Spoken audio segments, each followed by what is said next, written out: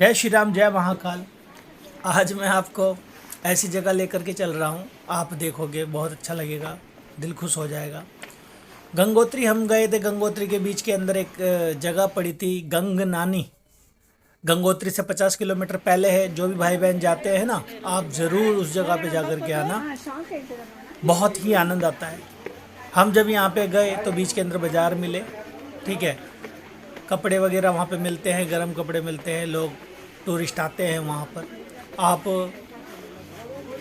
जाओगे, यहाँ पर एक विशेष खास बात यह है कि यहाँ पर है एक गर्म कुंड, जल का गर्म कुंड, जो कि पहाड़ों के अंदर से आ रहा है।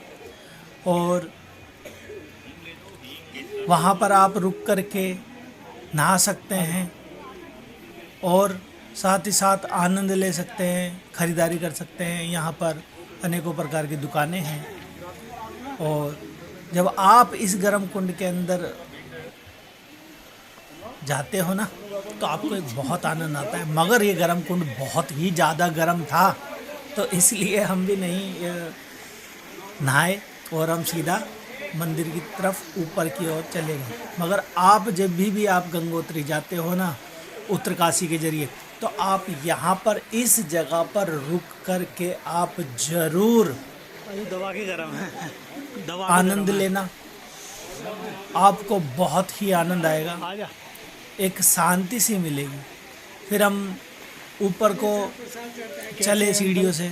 यहाँ से हमने प्रसाद लिया। अंकल जी ने बताया ऊपर प्रसाद चढ़ता है, तो फिर हमने यहाँ से प्रसाद लिया। तो ऊपर हम गए तो हमने देखा कि ऊपर हनुमान जी ले लिया प्रसाद। का भी मंदिर था। हाँ, और जब आप जाते हो ना, तो यहाँ पर ज़रूर रुकें, आपको बहुत आनंद आएगा यहाँ पे रुकने पर, ठीक है। और ज़रूर होके आना है, ये अद्भुत जगह है, ठीक है। अब यहाँ पे हमने देखा, देखो बालाजी महाराज की, हनुमान जी की प्रतिमा थी। यहाँ पर साइड में पंडित जी बैठे थे। गऊ के मुख में से जल निकल रहा था, भोले बाबा पे चढ़ाया जा रहा था। फिर यहाँ पर हमने देखा बहुत शांति मिल रही थी। यहाँ पे एक अलग सा ही आनंद आ रहा था यहाँ पर, ठीक है। आप देखना। और फिर माता जी थी, काफ़ी ये जल चढ़ा रही थे, तो हमने भी जल चढ़ाया, तो काफ़ी आनंद आया है। आप भी ज़रूर जाएं और यहाँ पर जा कर के जल चढ़ाएं।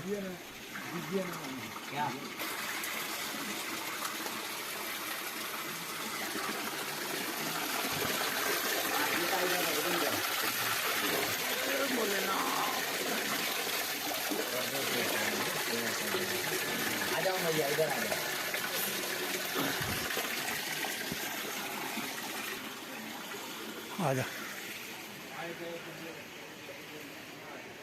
इधर। ये अद्भुत मंदिर था। फिर हम इसके अंदर आए, यहाँ पर हमने दर्शन किए। पराशर ऋषि का मंदिर था ये, ठीक है। इनसे हम सप्त ऋषि मंदिर भी कहते हैं। यहाँ पर बैठ करके उन्होंने पूजा करी थी। और यहाँ पे माता की मूर्तियाँ थी, कई सारी मूर्तियाँ थी, ऋषि की भी मूर्तियाँ थी, ठीक है। हमने यहाँ पे बैठ करके पूजा अर्चना करी। उसके बाद फिर हम चले।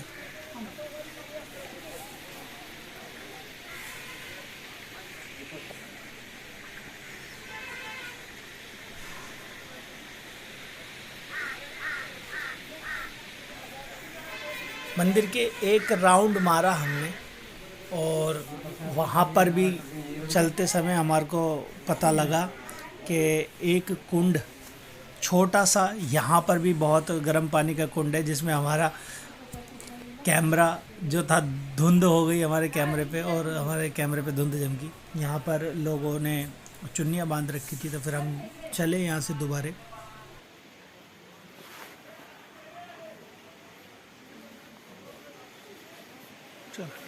और भाई इसको क्या लेकर चलना है साथ में?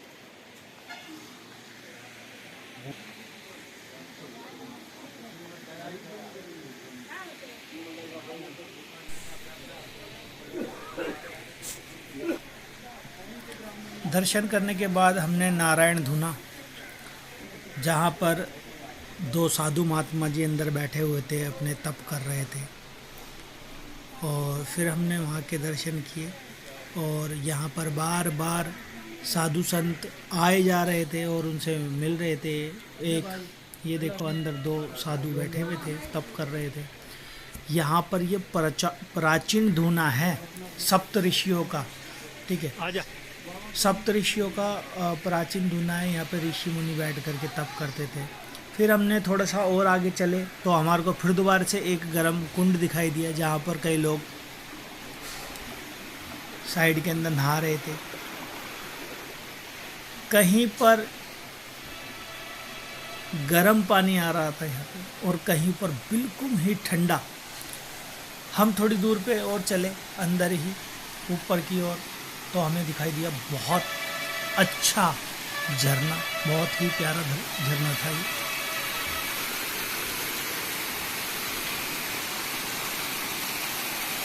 आप देखोगे ऊपर पहाड़ों के अंदर से जल आ रहा है और सीधा नीचे, और इतना ठंडा था ये, बहुत ज़्यादा ठंडा पानी था।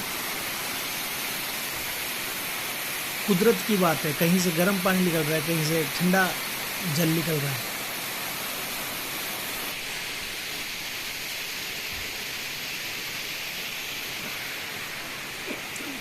पहाड़ों के बीच के अंदर एक अलग ही आनंद आता है आपको। यहाँ पर आने पर एक अलग सी शांति सी महसूस होती है। तो इधर आप ज़रूर आना कभी भी।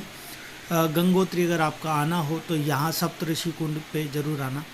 यहाँ पर कुंड के अंदर वहाँ पर जो गर्म पानी निकलता है वहाँ पर भी लोग नहाते हैं, और यहाँ इधर साइड में भी जगह बनी हुई है नहाने की, यहाँ पर भी लोग नहा रहे थे। फिर हम वहाँ से वापस चले। ठीक है, अब हम अपने यहाँ की यात्रा यहीं समाप्त करते हैं। फिर आपसे मिलेंगे। जय श्री राम, जय महाकाल।